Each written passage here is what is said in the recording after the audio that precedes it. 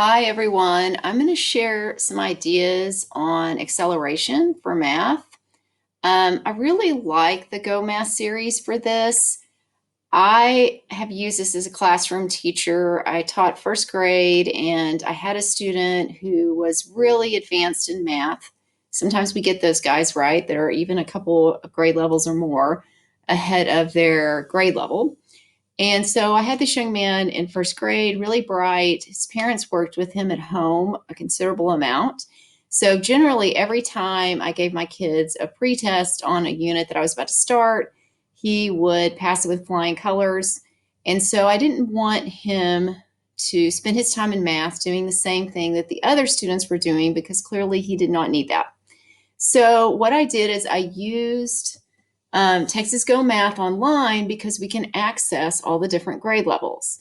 So let's say I was teaching first grade, and let's say we were on, pick something here.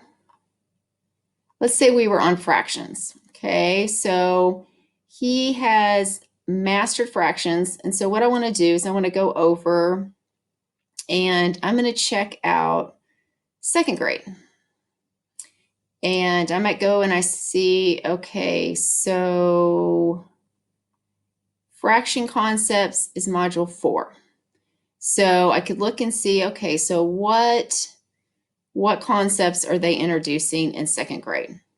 To make sure that he's ready for this, I could go to the personal math trainer over here, and I could say that was module 2. So, no, it wasn't. Module 4.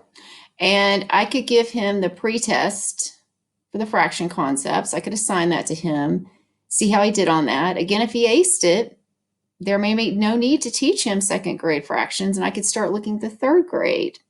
Or let's say that, yes, he does, this would benefit him. So I could assign some of these lessons to him for this module.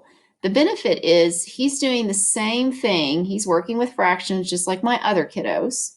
So I'm just extending that and enriching that for him because he's ready to move on, and he shouldn't have to spend his time in math doing the same things the other kids are because he's going to be bored and frustrated, and that could also lead to some problems in math and behaviorally. So this is really good. If you've got a kiddo who's above grade level, use that personal math trainer to see where they are, what concepts they need, and you can make some personal assignments in there for that student. Usually, if you just do a quick mini lesson with those kiddos, they're good to go.